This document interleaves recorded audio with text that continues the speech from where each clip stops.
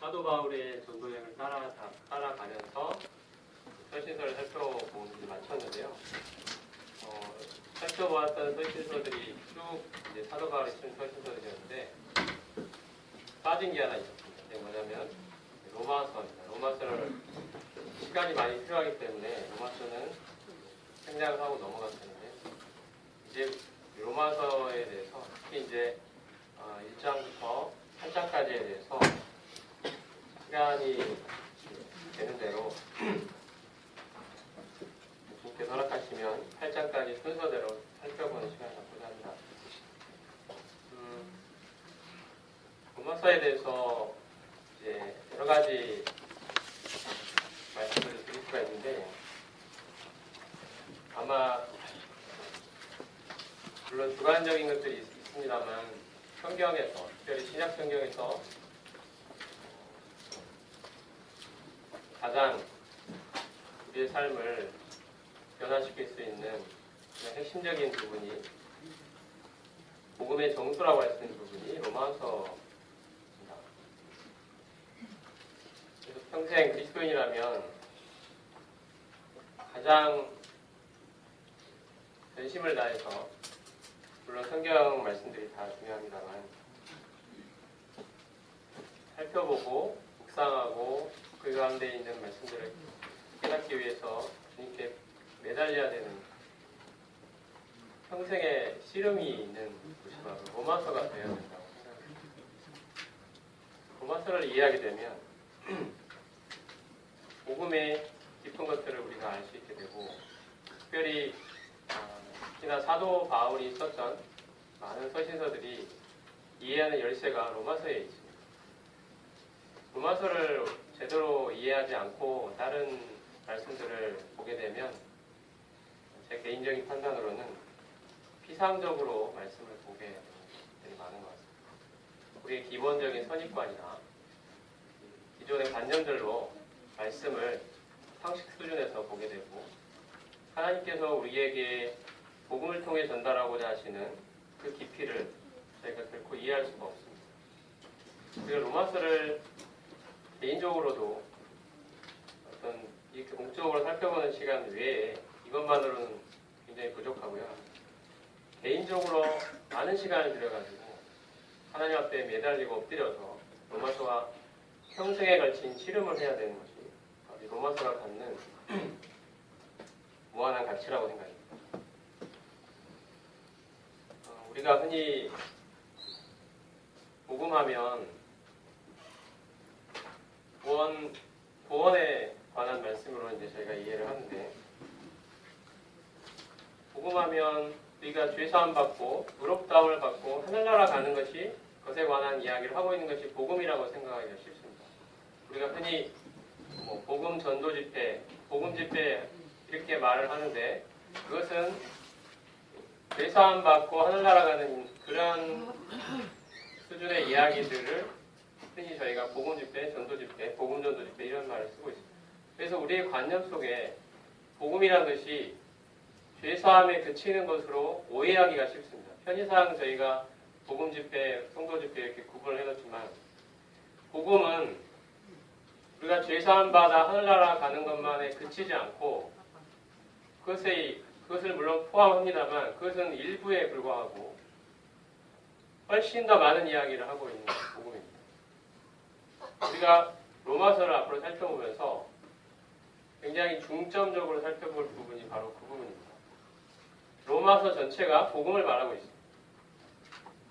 그런데 로마서는 죄사함만을 말하지 않는다는 것입니다. 우리의 생각을 로마서를 통해 바꿔내야 되는 그러한 시점에 와 있습니다. 복음은 죄사함만을 말하는 것이 아닙니다.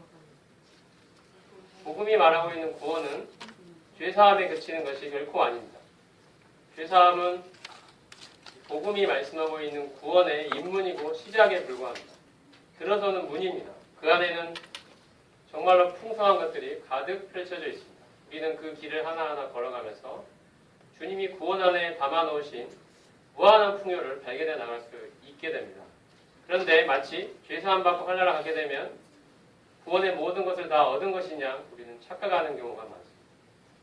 물론 우리가 주님을 알기 전에는 죄사함 받고 하늘나라 가는 것이 마치 전부처럼 느껴지죠. 마치 고3 수험생들이 대학교 가는 것이 자기 인생의 모든 것처럼 느껴지는 것처럼. 그래서 이 수능 시험을 잘 보고 이런 것들이 자기 인생에 마치 모든 것이 거기에 걸려있는 것처럼 생각됩니다만, 우리가 지내놓고 보면 그것은 인생의 아주 일부에 불과합니다. 그때는 그게 모든 것이지만 지내놓고 보면 그것은 아주 일부에 불과합니다. 그런 것처럼 우리가 처음에 죄사함 받고 지옥이 아니라 하늘나라 가는 이 문제가 우리의 모든 것이처럼 느껴지는 그런 시절이 있었습니다만, 그것은 이 구원이 갖고 있는 큰 의미에 비하면 아주 일부에 불과합니다. 그런데 마치 그것만을 소유한 것으로 만족하고 안주해버린다면 우리의 신앙생활은 너무 가난해지고 궁핍해집니다. 주님이 풍성하게 예비해 놓으신 것들을 다 누릴 수 없게 됩니다. 그래서 오늘 로마서를 우리가 앞으로 살펴보면서 이러한 부분들을 살펴보고자 합니다. 먼저 우리는 흔히 칭이라고 말하는, 여기 앞에 표현 써놨습니다만, 주의 형벌로부터의 이 자유에 대한 부분을 로마서에서 분명히 말씀하고 있기 때문에 우리가 흔히 구원받는다, 구원받았다 할 때 그 의미는 칭의가 되겠습니다. 의롭다함을 받고 죄사함을 받고 하늘나라 가게 되는 이 문제입니다. 이것은 우리가 지은 죄에 따른 형벌, 이 형벌의 문제를 해결하는 것이 바로 칭의가 되겠습니다. 좁은 의미의 구원이라고 할 수 있습니다. 흔히 구원받았느냐 할 때 그 의미가 바로 칭의라고 할 수가 있죠. 근데 그것이 전부가 아닙니다. 구원은 세 가지 측면이 있는데 두 번째 측면이 성화에 관한 것입니다. 이것은 죄의 권세로부터의 자유라고 할 수가 있습니다.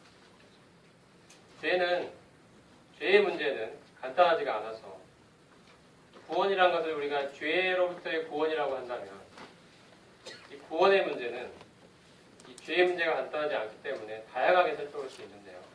우리가 지은 죄의 형벌로부터의 이 구원, 그것이 바로 방금 말씀드린 칭의, 의롭다 칭함을 받는 이 문제이고, 죄가 우리의 삶에 미치는 그 권세, 죄가 가지고 있는 그 세력, 죄가 우리를 끌어당겨서 죄를 짓게 만드는 그 힘으로써 갖고 있는 그 권세로부터의 자유, 이 문제가 또 구원이 담고 있는 큰 의미가 되겠습니다.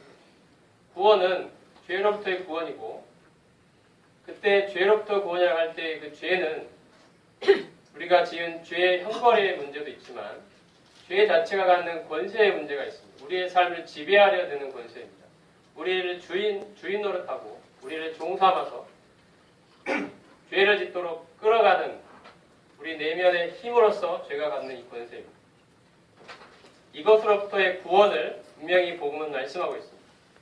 우리가 죽어서 나중에 살아가는 것만으로 만족하고 실제의 삶에서 죄에 끌려다니면서 무기력하게 죄에 끌려다니면서 죄를 계속 짓고 자백을 하면서 해결합니다만 또 반복해서 또 죄를 짓고 또 자백하고 또 죄 짓고 또 자백하고 또 죄 짓고, 이러한 다람쥐 쳇바퀴 도는 것 같은 이 무기력한 신앙생활을 하고 있는 그 중요한 이유 중에 하나는 바로 이 복음이 가지고 있는 이 성화의 문제에 대한 해결을 우리가 마음속에서 보지 못했기 때문입니다. 복음은 이 사실을 말하고 있습니다. 그런데 로마서의 많은 부분이 할애되어 있습니다. 이게 복음입니다. 단지 구원받아 좁은 의미의 구원, 죄사함 받고 하늘나라 가는 것만이 복음이 아닙니다. 이 죄의 권세로부터의 이 구원에 대해서 복음이 말하고 있습니다. 우리는 복음에 대한 이해를 넓혀야 된다고 생각합니다.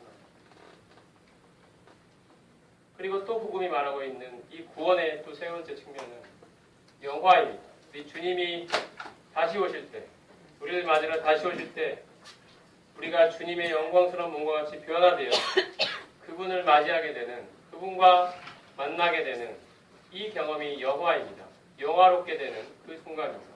이것은 죄의 존재 그 자체로부터의 구원이고 죄의 존재 그 자체가 사라지는 해방의 날입니다.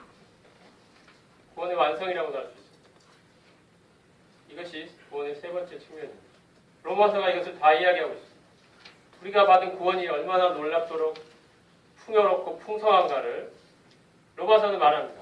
복음이 우리가 아는 대로 정말 죄 사함 받고 하늘나라 가는 것만으로 그치는 그 좁은 복음이 아니다. 복음은 훨씬 넓고 풍요롭다.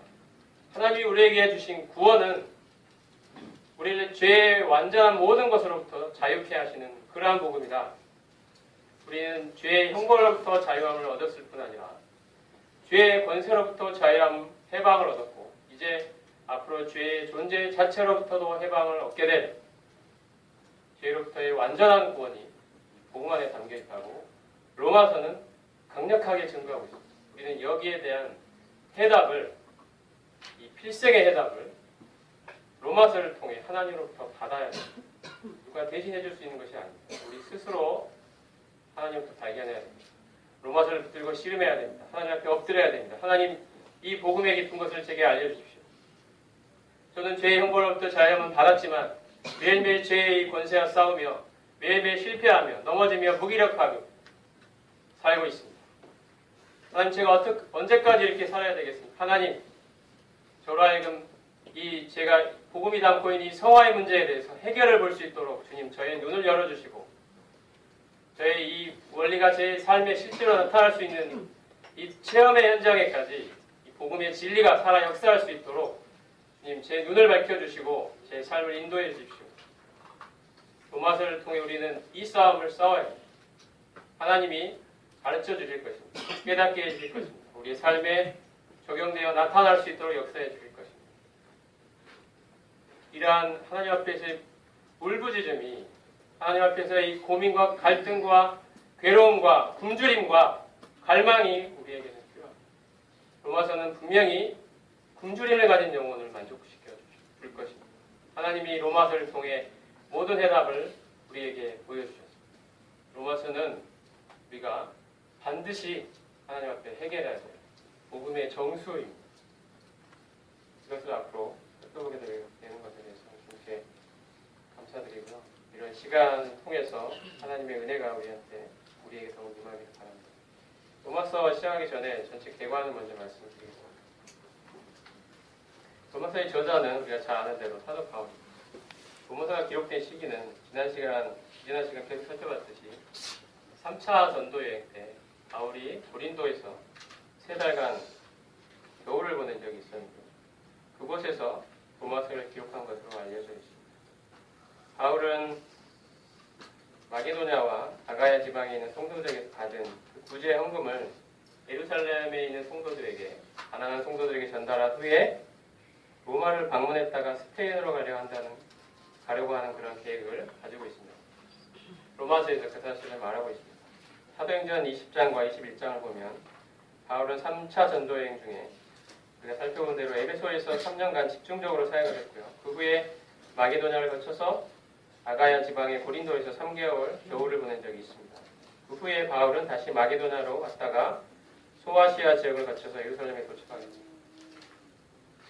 그래서 우리는 바울이 마게도냐와 아가야 지방에서 성도들로부터 구제연금을 받은 후에 로마서를 기록했다는 로마서 15장의 기록과 사도행전 20장 16절에 보면 그가 고린도를 떠나 마게도냐로 간 후에는 예루살렘을 향해 급하게 발걸음을 재촉했다는 기록이 있는데 이 두 기록으로부터 바울이 로마서를 기록하는 일에 집중할 수 있었던 때는 그가 고린도에 3개월간 머물렀을 그때라고 추측할 수 있습니다. 그래서 기록 장소를 고린도라고 부르는 것입니다.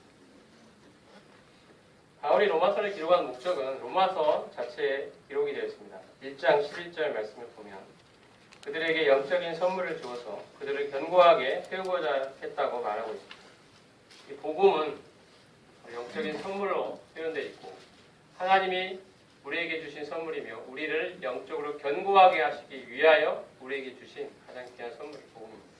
바울은 이 복음을 로마에 있는 성도들에게 전달하고자 했습니다. 물론 바울이 직접 세운 교회는 아닌 것으로 보입니다만 그곳에 있는 성도들에게 복음이 갖고 있는 그 정수를, 복음의 핵심을 그들에게도 전달해주고 싶었던 것입니다.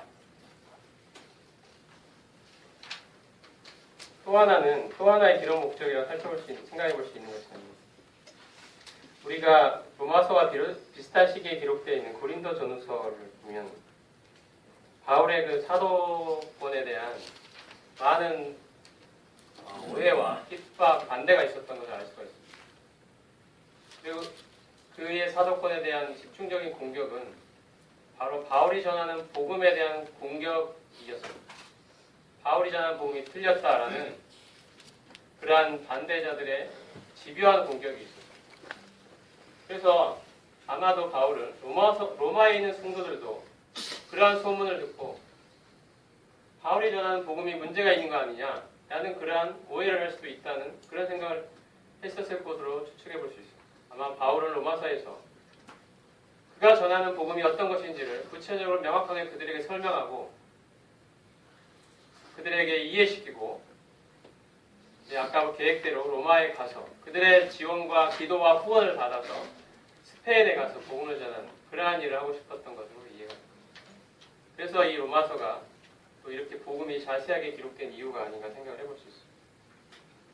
어쨌든 바울은 로마서에서 하나님이 우리에게 주시는 가장 귀한 영적 선물로서의 복음을 자세하게 풀어 설명하고 있습니다. 우리가 그래서 로마서만큼 이 복음을 자세하고 구체적으로 또 깊이 있게 살펴볼 수 있는 그러한 서신서는 찾아보기 어렵다고 생각이 듭니다. 로마서를 올바로 우리가 이해하게 되면 복음의 기초를 두고 있는 다른 서신서들이 다 이해가 되는, 잘 이해가 할 수 있는 그런 기초가 된다고 생각합니다. 로마서의 중심 주제는 로마서는 하나님의 복음을 핵심 내용으로 하고 있다고 스스로 말씀하고 기록되어 있고요. 이 복음에 나타나 있는 중심 주제가 바로 하나님의 의라고 말씀하고 있습니다. 로마서 1장 17절 보면 복음에는 하나님의 의가 나타나서 믿음으로 믿음에 이르게 하나니 기록된 바 오직 의는 믿음으로 말미암아 사니라 것 같습니다. 로마서에 나타난 하나님의 의는 두 가지 측면으로 나타나 있습니다. 첫 번째는 하나님의 진노라는 측면이 있습니다. 하나님의 의는 하나님이 가지신 그 공의, 죄를 결코 묵과하실 수 없는, 죄를 건너뛰실 수 없는 하나님의 의로움이 하나님의 진노라는 형태로 로마서에 나타나 있습니다. 죄에 대한 하나님의 무서운 진노가 분명히 로마서에서는 증거되어 있습니다. 오늘날 유행하고 있는 그러한 복음 증거는 사람들에게 하나님의 사랑만을 이야기합니다. 하나님은 당신을 사랑하십니다. 이렇게 시작합니다. 죄에 대해서 이야기하더라도 아주 피상적으로 거달기식으로 도덕적인 부분들을 간단하게 언급한 후에 당신에도 이런 죄가 있느냐라고 물어보고 그러면 저도 죄 있네요. 그러면 바로 하나님의 사랑, 죄 용서, 죄사함, 하늘나라 이 이야기로 바로 들어갑니다. 바로 하나님이 사랑하셔서 예수님을 보내주셨고 우리 예수님 믿으면 하늘나라 갈 수 있다는 복음으로 바로 들어갑니다. 이것이 오늘날 유행하고 있는 복음입니다. 하나님의 사랑이 강조되어 있습니다. 그게 틀렸다는 건 아닌데요. 그것은 한쪽 측면만을 강조하고 있는 균형 잡히지 않은 복음입니다. 분명히 복음에는 하나님의 공의와 심판이 하나님의 사랑 못지않게 강조되어 있습니다.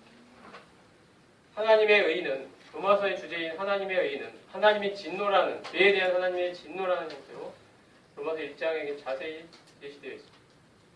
사람이 하나님께 얼마나 죄인인지 그래서 하나님의 무서운 진노와 형벌을 피할 수 없는 존재인지를 분명하게 아주 구체적으로 아주 오랜 긴 장을 할애하면서 하나님께서 분명하게 말씀하십니다. 하나님의 사랑을 이해하기 전에 하나님의 공의와 진노가 분명히 나타나 있습니다. 하나님의 의는 하나님이 결코 불의하신 분이 아니시고 하나님은 의로운 분이신데 그 하나님의 의는 죄에 대한 하나님의 진노로 나타나 있는 것입니다. 그러므로 우리는 복음을 전할 때 또 복음을 이해할 때 하나님의 이 의, 죄에 대한 하나님의 진노로 표현되어 있는 이 하나님의 의에 대해서 올바로 이해하고 올바로 전달할 필요가 있습니다. 죄에 대해서 그냥 묵과하고 가볍게 터치하고 넘어갈 수 있는 성질의 것이 아닙니다. 하나님이 말씀하시는 성경의 죄가 어떤 것인지 분명히 깨닫도록 도와줘야 됩니다.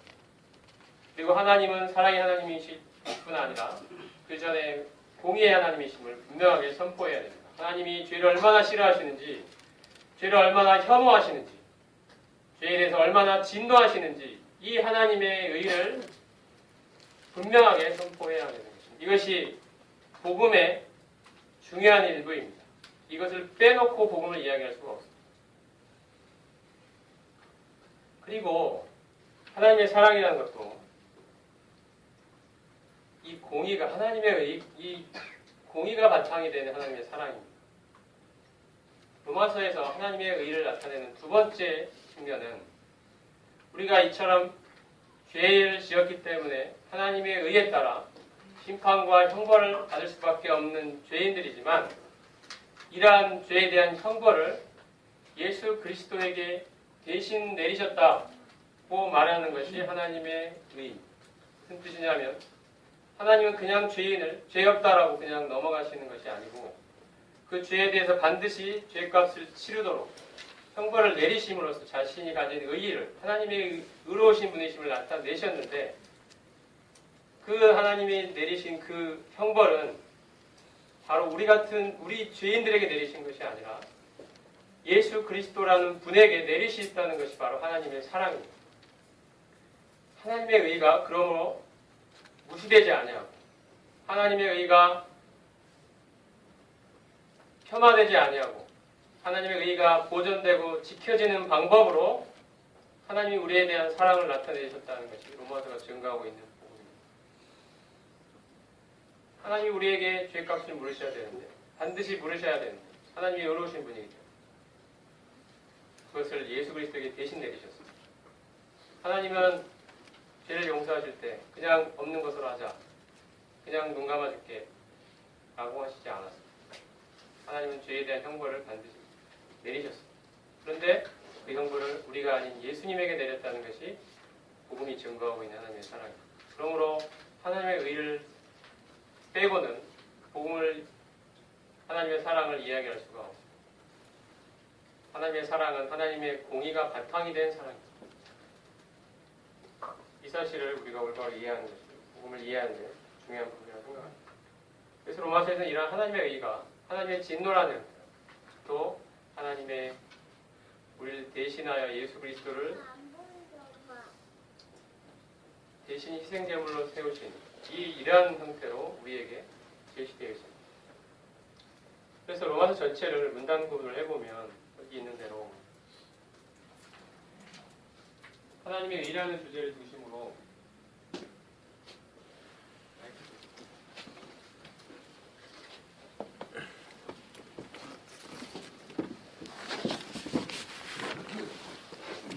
로마서 8장까지를 정리를 해보면 하나님의 의를 주제로 정리를 해볼 수 있습니다. 그래서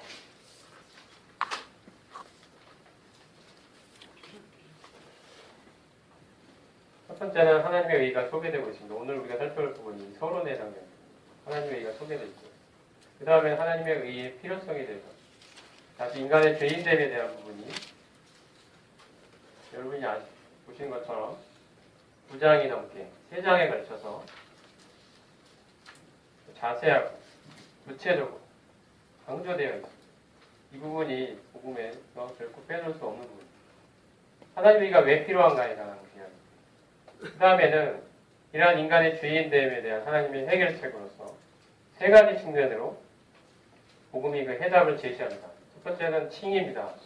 아까 말씀드린 것처럼 하나님의 의가 어떻게 죄인들에게 전가되는가. 우리는 죄인이고 의인이 아니지만 하나님의 의가 우리에게 전가됨으로써 하나님이 우리를 보실 때 의롭다고 칭해 주신다는 그 하나님의 의의 전가에 대한 우리가 흔히 말하는 칭의에 관한 부분이 첫 번째로 제시되어 있고요. 그 다음에 이러한 하나님의 의를 단지 우리가 의롭다함을 받아서 하늘나라 가는 것만으로 복음이 끝나는 것이 아니고 실제 삶에서 이 죄의 권세를 이기고 하나님이 원하시는 하나님의 의를 우리의 실제 삶에 실천하며 실현시키며 살아갈 수 있는 그 삶에 대한 부분, 그게 성화에 관한 부분이 되겠죠. 그 부분에 대한 이야기를 그 로마서는 이야기합니다. 그리고 이제 구원의 완성으로서, 하나님의 의의 완성으로서 영화에 대한 부분, 이 이야기를 또 로마서가 하고 있습니다. 이 죄에 대한 문제의 해결책이 3가지 측면에서 제시되겠고요. 그 다음에 마지막으로 결론 부분으로서 하나님의 의의 확실함에 대한 이야기를 하고 있습니다.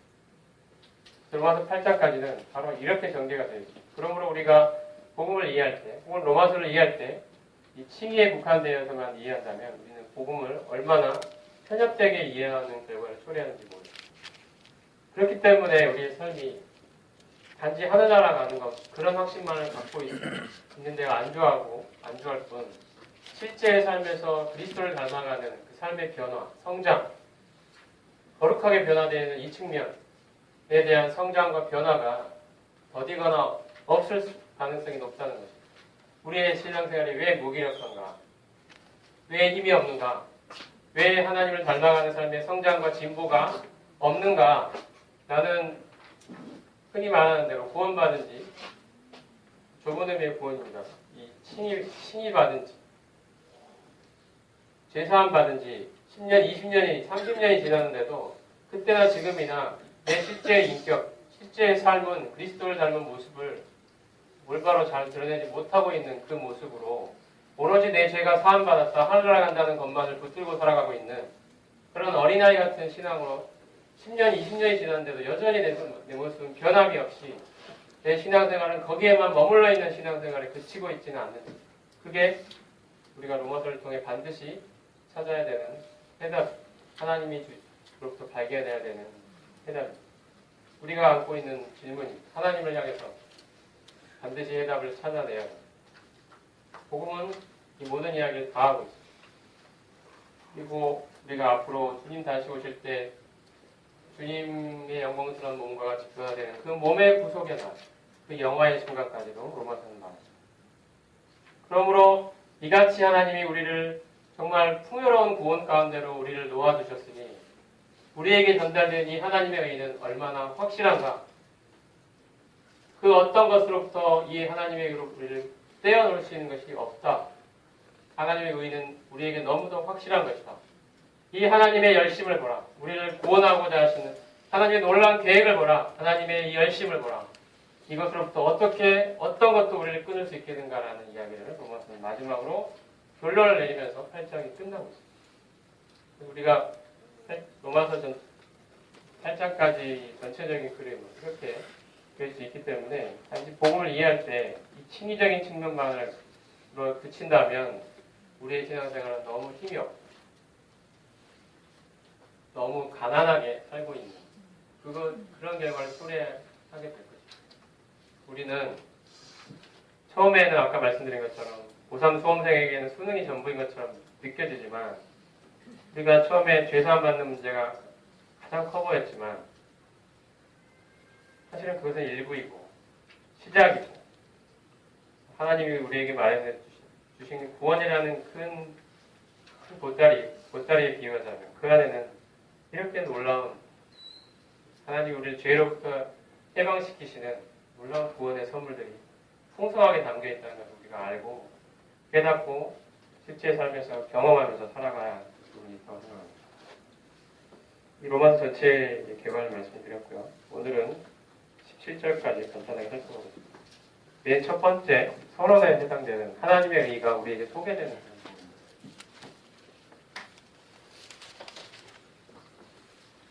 로마서 1장 1절부터 17절 이 서론에 해당되는 부분은 크게 세 개의 소문단으로 구분될 수 있는데요. 첫 번째 소문단이 1절에서 7절까지입니다. 로마서 전체에 인사말이 담겨 있습니다. 그 다음에 두 번째 소문단은 8절에서 15절까지인데요. 로마의 성도들을 방문하고자 하는 바울의 소망이 나타나 있습니다. 그리고 세 번째 소문단은 16절과 17절입니다. 복음의 중심 주제가 하나님의 의임을 밝히고 있는 부분입니다. 오늘 다 살펴볼 수는 없고요. 1장 3절 말씀을 한번 보겠습니다. 1장 3절. 자, 1장 2절부터 한번 보겠습니다. 2절과 3절 같이 한번 읽어보겠습니다. 2절, 3절, 시작. 이 복음은 하나님이 선지자들을 통하여 그의 아들에 관하여 성경에 약속하셨습니다. 그의 아들에 관하여 말하여 진노는 다윗을 통해서 났습니다. 1장 2절을 보면 복음이 그의 아들에 관하여 성경에 약속된 것이라고 말하고 있습니다. 우리는 복음하면 죄사함이라고 생각합니다. 복음하면 하늘나라 가는 이야기라고 생각합니다. 근데 말씀은 뭐라고 이야기합니까? 복음은 예수 그리스도에 관한 것이라고 말합니다. 복음의 핵심 내용은 예수 그리스도이십니다.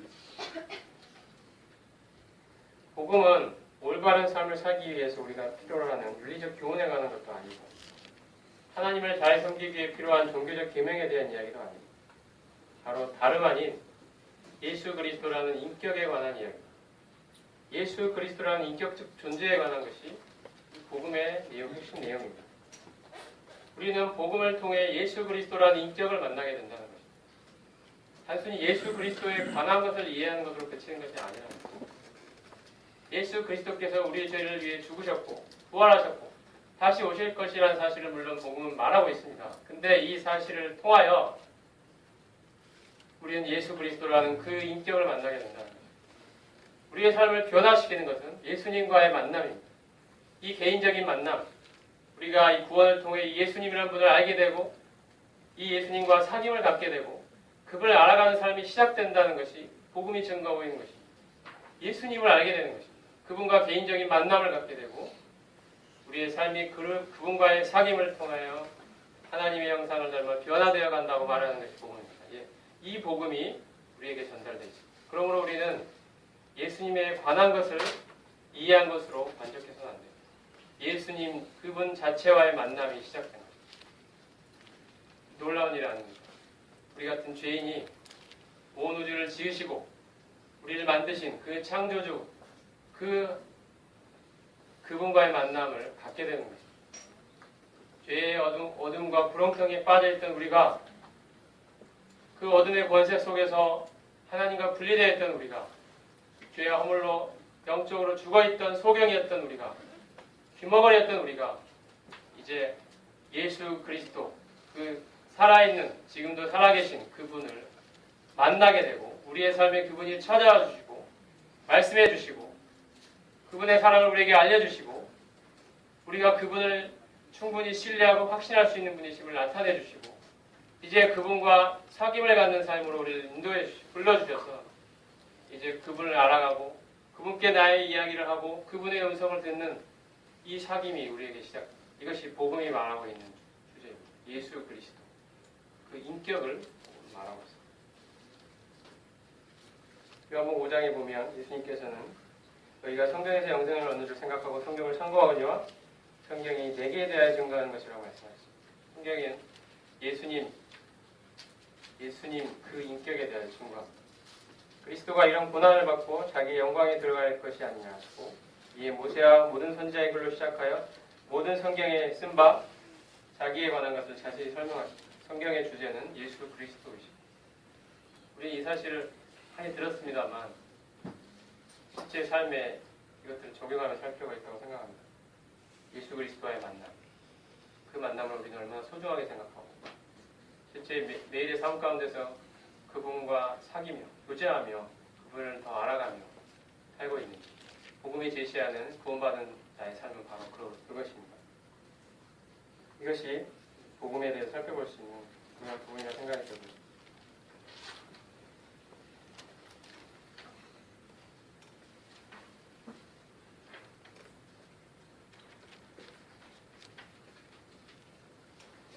(2장) 15절로 넘어가겠습니다. 말씀드린 것처럼 2장 17절까지가 세 문단으로 나눌 수 있는데 15절에 보면 두 번째 문단의 마지막 절인데요.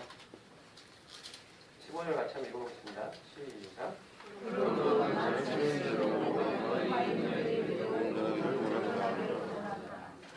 우리가 여기서 주목해야 될 부분은 지금 로마에 있는 사람들은 로마서를 쓰고 있는 대상은 성도들이라는 것입니다.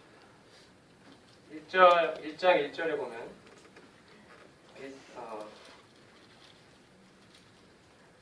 1장 7절에 보면 로마에서 하나님의 사랑하심을 입학하고 성도로 부르심을 받은 모든 자에게 라고 로마서의 수신 대상을 이야기하고 있습니다. 지금 바울은 로마에 있는 성도들에게 이 편지를 쓰고 있는데 주목할 점은 그들에게 복음 전하기를 원했다는 것입니다. 우리가 그냥 우리의 상식으로는 성도들에게 복음 전한다는 것이 좀 이해가 잘 안 되는 이야기입니다. 어떻게 이미 구원받은 성도들한테 복음을 전하냐. 지금 바울은 그걸 하겠다는 겁니다. 구원받은 성도들에게 복음 전하기를 원하고 있습니다. 그러면 우리가 이해하는 복음과 바울이 지금 이야기하는 복음이 다르다는 것을 알 수 있어요. 바울이 말하고 있는 하나님이 바울에게 계시해 주신 그 복음은 단지 죄사함만 말하는 것이 아니라는 사실을 우리가 여기서 분명히 알 수 있습니다. 성도들에게 바울은 복음 전하기를 원했습니다. 복음은 죄사함만 말하는 것이 아니기 때문입니다. 복음 안에는 이렇게 살펴본 하나님께서 우리를 죄로부터 구원하시는 그 다양하고 풍성한 측면들이 모두 다 제시되어 있습니다. 우리가 흔히 말하는 구원이라 할 때 그 전도한다고 할 때 이 칭의만을 말하는 것이 아니고 성화와 죄의 권세로부터의 자유와 죄의 존재 자체로부터의 자유인 영화까지 복음은 모두 다 이야기하고 있습니다. 하나님의 의가 우리에게 어떻게 전가되는지, 하나님의 의가 우리에게 어떻게 구체적으로 실제의 삶의 현장에서 실현되는지, 그리고 하나님의 의가 어떻게 완성이 되는지 이 모든 과정을 구원이라고 부를 수가 있고, 복음은 바로 그 모든 과정에 대한 이야기를 다 하고 있다는 겁니다.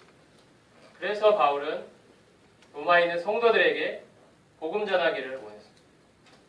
우리가 갖고 있는 생각과 너무도 다르다는 사실을 우리가 주목해 봐야 된다고 생각합니다. 우리 로마서가 복음을 증거하고 있고, 이 로마서가 증거하고 있는 복음은 죄사함에 그치는 것이 아니라는 사실을 다시 한번 생각해 볼 수 있다고 생각합니다.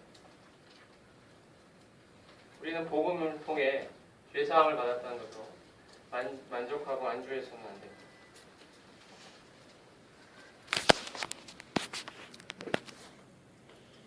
우리는 복음이 단순히 칭의에 국한된 것이 아니라 성화와 영화에 이르기까지 풍성한 내용을 포함하고 있다는 그러한 인식을 가질 필요가 있습니다. 이런 의미에서 우리는 아직 의롭다함을 받지 못한 죄인들에게는 물론이고 바울이 로마의 성도들에게도 복음을 증거하기 위해서 로마서를 기록했다는 사실을 생각해보면서 우리 역시 복음이 증거하고 있는 다양하고 풍성한 구원의 이야기들을 내 것으로 삼기 위해 하나님 앞에 엎드리고 구해야 된다고 생각합니다. 앞으로 우리가 살펴볼 내용들입니다. 단순히 죄사함과 칭의만을 살펴볼 것이 아니고 성화와 영화에 이르기까지 풍성하고 깊이 있는 내용들을 로마서가 증거하고 있기 때문에 앞으로 자세히 살펴보는 시간을 갖고자 합니다.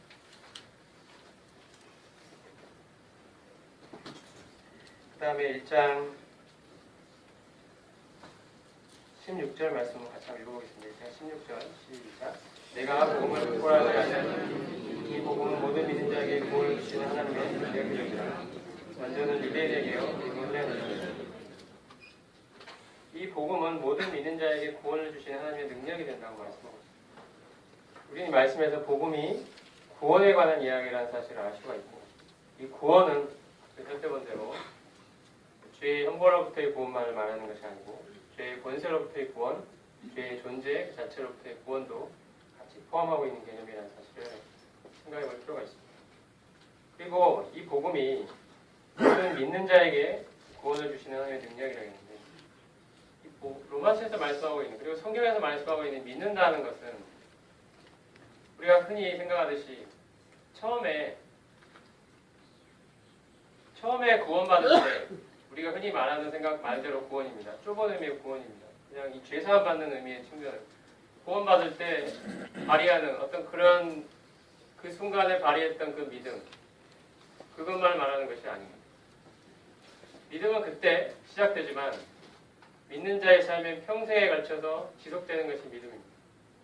그냥 그때 내가 예수님 믿고 구원받은 하늘나라 간다고 확신했을 때 그때 한번 발휘하고 그때 한번 필요하고 그 다음의 삶에서는 믿음이 어디 가버린 것이 아닙니다. 오직 의인은 믿음으로 말미암아 살리라 할 때 그 믿음으로 말미암아 산다는 것은, 의인이 살게 되는 것은, 죽음에서 산으로 온 것은 믿음을 통해 되지만 또 그 의인이 살아가는 그 삶 자체도 믿음이라는 원리를 토대로 이루어진다는 이야기를 하고 있습니다.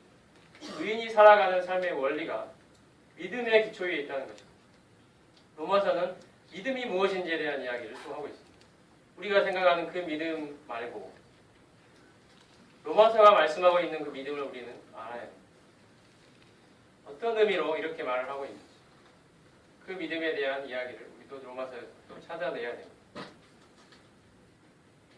그리고 성경이 말씀 믿는다고 할 때 그 믿음은 단순한 지적 동의만을 말하는 것이 아닙니다.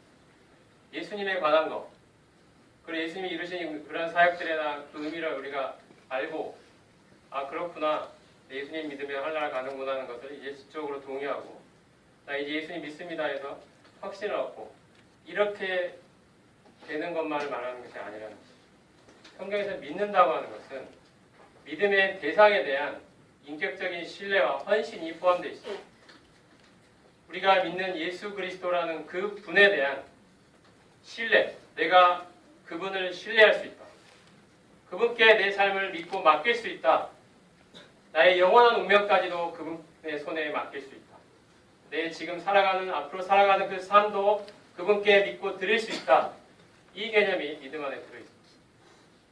단순히 예수님이 내 죄를 용서해 주시고 나는 그것 때문에 하늘나라 간다. 이것만에 그치는 것이 아니죠. 이제 그분, 나를 그토록 사랑하신 그분을 나의 삶의 주인으로 모시고 이제 그분께 순종하고 헌신하며 내 삶을 그분께 완전히 드리면서 그분 앞에 내 삶을 갖다 바치는 것입니다. 이것이 성경이 말씀하는 믿음입니다. 그분께 내 삶을 완전히 의탁하는 것입니다. 바로 그러한 자에게 구원이 선물로 주어집니다. 그리고 이 구원은 이 믿는 자의 평생의 삶에 거쳐 점점점 더 그 깊이를 더해갈 것입니다. 그 풍성함을 더 안겨다 줄 것입니다. 그러한 삶의 이제 시작점이 바로 처음에 예수님을 믿었을 때부터 시작이 된다는 것입니다. 하지만 그게 전부가 아닙니다. 그것은 시작에 불과합니다. 평생에 걸쳐 믿는 삶이, 계속해서 믿는 삶이, 지속적으로 믿는 삶이, 끝까지 믿어내는 삶이 시작된 것입니다. 예수 그리스도라는 인격을 끝까지 붙들고 그분을 끝까지 신뢰하며 한 발짝 한 발짝 나아가는 삶이 시작된 것입니다. 우리는 그러한 삶에 이미 들어서 있습니다. 참으로 구원받은 성도들이라면 그러한 삶에 들어와 있는 것입니다. 17절 말씀 같이 읽어보겠습니다. 마지막으로 시작. 복음에는 하나님의 의가 나타나서 믿음으로 믿음에 이르게 나타나 기록된 바 오직 의인은 믿음으로 말미암아.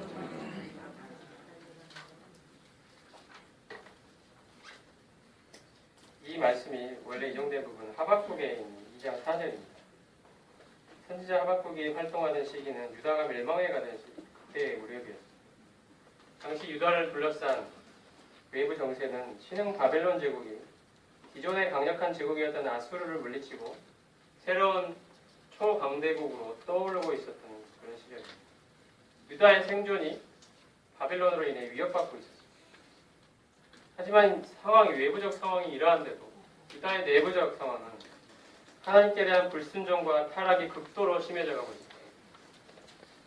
하박국은 이러한 답답한 현실을 보고 하나님께 묻습니다. 유다 사회가 이렇게 폐역해졌고 유다의 의인들이 심한 곤란을 겪고 있는데 하나님은 어찌하여 잠잠하십니까? 라고 하박국은 하나님께 따집니다.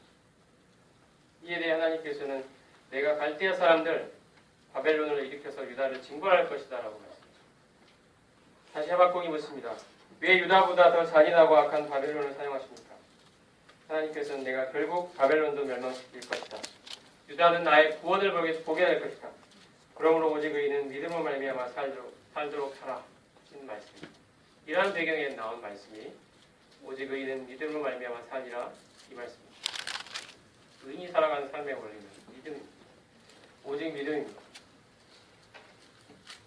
하나님께서 하박국에 말씀하신 그 믿음은 외부적으로는 바벨론의 힘이 강대해져가고 내부적으로는 유다 사회의 그 부패가 극심해가고 있을 때 이러한 암울한 상황이 전개되고 있더라도 하나님께서는 유다를 심판하신 후에 다시 회복시킬 것이라는 그러한 약속을 그대로 의지함으로 하나님을 신뢰하는 믿음을 가르치고 있었습니다. 이것이 하나님이 하박국에서 말씀하신 믿음이었고 그것을 로마서에서 성령께서 그것을 인용하시면서 바로 그 믿음을 우리에게 이야기하십니다. 의인이 되는 원리도 믿음이며 의인이 살아가는 삶의 원리도 믿음입니다. 이것은 하나님 그분에 대한 신뢰며 의지이며 그분께 대한 헌신이라고 말합니다. 우리 외부적 상황이 그렇지 않다고 말하더라도 우리는 하나님을 신뢰해야 된다고 말합니다. 우리의 외부적 상황이 반대라고 이야기하더라도 우리는 하나님을 붙들어야 된다라고 말합니다. 이것이 의인이 살아가는 삶이거든요. 내 죄가 아무리 많더라도 이 죄로 인해 심판을 받을 것이 뻔하더라도 하나님이 예수 그리스도를 통하여 약속하신 그 구원을 붙드는 것이 또한 믿음이라고 할 수가 있습니다. 하나님을 신뢰하기 때문입니다. 아브라함이 붙들었던 그 창세기에 나와 있는 것도 아브라함이 하나님을 믿으니 이를 그의 의로 여기셨다는 말씀도 그때 믿는다는 것은 하나님을 믿는 것이었습니다. 하나님이라는 그 인격을 신뢰하는 것입니다. 하나님이 나의 삶을 책임지실 것입니다. 그분이 나를 그토록 사랑하셨다. 예수 그리스도를 통하여 나에게 하나님 자신의 사랑을 나타내 주셨으니 이제 나는 그분을 붙들 것이다. 그분을 끝까지 붙들 것이다. 하나님이 나에게 주신 생명과도 같은 믿음이라 이것이 로마서가 이야기하고 있다. 하나님의 의는 믿음으로 말미암아 살리라. 복음에는 하나님의 의가 나타나 있는데 복음에 주신 하나님의 의인데 우리가 이 하나님의 의를 붙들고 살아가 믿음으로 이르게 되는 삶을 산다고 말하고 있습니다. 이것이 로마서 서론에서 제시되고 있는 복음의 주제입니다. 우리가 앞으로 다양하고 초등한 측면들을 살펴보겠습니다. 오늘 말씀을 정리해보면 로마서 1장 1절에서 7절은 로마서 전체의 서론이라고 할 수가 있습니다. 첫 번째 소문단은 로마서 전체의 인사말이 있고요. 두 번째 소문단은 로마의 성도들을 방문하고자 하는 계획이 나타나 있고 세 번째 소문단은 로마서가 담고 있는 복음의 중심 주제가 하나님의 의임을 밝히고 있습니다.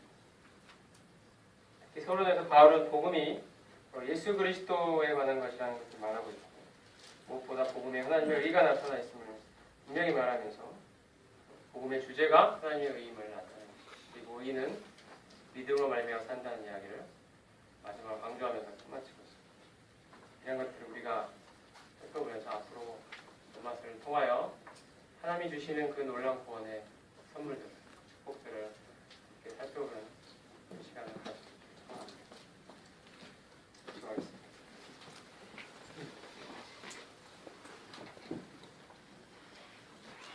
하나님 저희를 죄 가운데서 건져내 주시고 구원하여 주셔서 감사드립니다. 전에 우리가 얼마나 무섭고 끔찍한 죄인의 삶을 살았는지 하나님의 말씀을 통해 볼 때 하나님 앞에 한없이 엎드려져 죽은 자같이 될 수밖에 없는 존재임을 보겠습니다. 하나님의 무서운 진노와 하나님의 심판 가운데 있을 수밖에 없었던 더럽고 추악한 죄인들이었습니다. 이러한 자에게 하나님의 은혜가 임했습니다. 하나님의 사랑이 임했습니다. 하나님의 놀라운 구원이 우리에게 임했습니다. 예수 그리스도를 통하여 우리에게 전달된 이 하나님의 놀라운 구원이 이제 로마서를 통해 우리에게 제시되고 우리가 이 로마서 말씀을 통하여 하나님이 우리에게 주신 이 구원의 놀라운 풍성한 측면들을 살펴보고 하나님께 감사드리며 이러한 삶을 실제로 살아가는 삶의 기초로 삼기를 원합니다. 하나님. 저희의 눈을 열어주시고 저희의 마음으로 깨닫게 해주시고 이러한 삶의 원리가 실제의 삶에 나타날 수 있도록 주님 저희의 삶을 축복하여 주시옵소서. 그리하여서 단순히 하나님 믿고 살아가는 것만으로 만족하고 안주해가는 삶이 아니라 이제 하나님이 우리를 죄의 권세로부터 자유케 하셔서 실제 삶에서 하나님이 원하시는 거룩을 실천하게 하시고 참 죄와 싸워 이기는 삶을 살게 하시고 참 능력 있고 하나님을 향해 헌신하는 그러한 그리스도인으로 살아가게 하시는 이 삶을 저희가 실제로 체험하며 경험하며 살 수 있기를 원합니다. 주님 다시 오시는 날까지 하나님께서 우리 가운데 시작한 일을 마침내 이루실 이 주님의 손길을 저희가 매일매일 경험하며 살기를 원합니다. 하나님이 우리를 얼마나 풍요롭게 만드셨는지 하나님 우리를 구원하시면서 얼마나 놀라운 존재로 만드셨는지 하나님이 주신 구원이 얼마나 풍요로운 것인지 풍성한 것인지 완전한 것인지를 저희가 실제로 체험하며 경험하며 우리의 삶을 변화시키는 원동력을 삼기를 원하나이다. 하나님 이 삶을 우리에게 인도하여 주시고 주님께서 저희의 삶을 축복하여 주시기를 간구합니다. 앞으로 살펴볼 이 말씀들을 통해 하나님이 저희의 삶을 위로하시고 힘을 주시고 격려하시며 축복하시기를 원하고 감사를 드리올 때 우리 주 예수 그리스도의 거룩하시며 감사하며 기도드리옵나이다. 아멘.